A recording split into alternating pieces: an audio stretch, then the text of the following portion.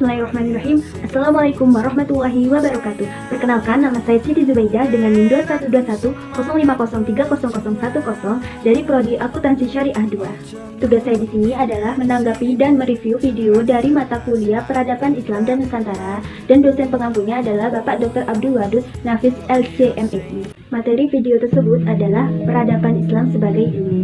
Yang pertama yang harus kita ketahui yaitu pengertian sejarah peradaban Islam itu sendiri adalah sebagai kemajuan dan tingkat kecerdasan akal yang dihasilkan dalam satu periode Nabi Muhammad SAW sampai perkembangan kekuasaan Islam saat ini. Selanjutnya, adapun pengertian ilmu pengetahuan, yaitu deretan konsep dan skema konseptual yang berhubungan satu sama lain sebagai hasil eksperimen serta observasi yang diperoleh melalui pengalaman-pengalaman.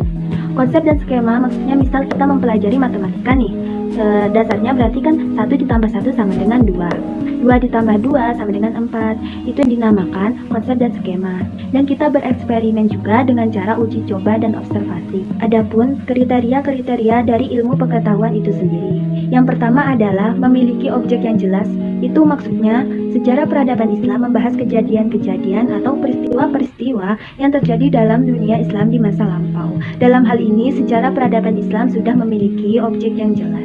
Untuk yang kedua yaitu memiliki metode tertentu. Maksudnya di sini di dalam memperoleh informasi tentang sejarah peradaban Islam dapat dilakukan dengan beberapa metode, yaitu metode observasi dan metode dokumentasi seperti itu. Untuk yang ketiga yaitu disusun secara sistematis. Maksudnya apa di sini? Yaitu sejarah peradaban Islam disajikan secara urut atau sistematis berdasarkan tahun kejadian, peristiwa yang mengamati hingga akhir dari peristiwa. Dan yang keempat, menggunakan pemikiran yang rasional.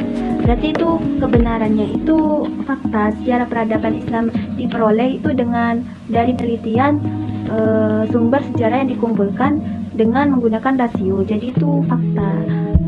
Ya itu metodenya itu dengan metode yang hasilnya itu fakta seperti itu. Untuk yang kelima itu kebenarannya bersifat objektif. Maksudnya itu apa? Berarti kan kebenarannya itu fakta. Sejarah peradaban Islam adalah objektif karena dalam menyusun kisah sejarah harus berdasarkan fakta yang ada. Berarti itu tidak asal-asalan seperti itu.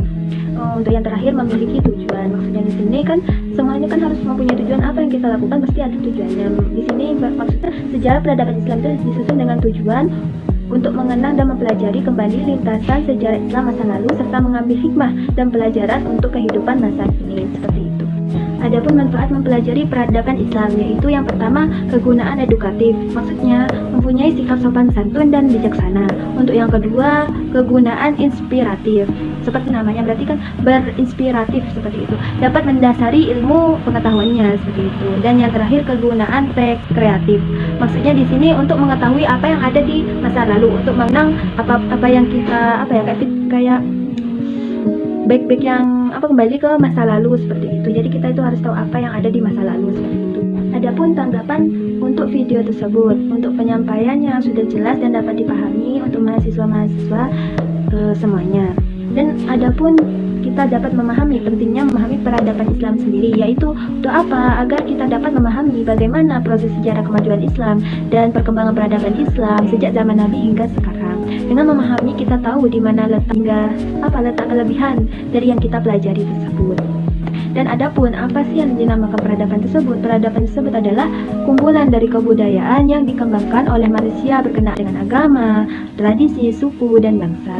Alhamdulillah untuk review dan tanggapan dari video tersebut sudah saya sampaikan dari awal hingga akhir.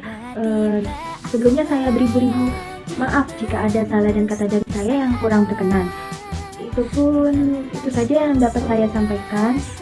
Saya Siti Zubaidah, mohon maaf sekali lagi jika ada salah dan kata.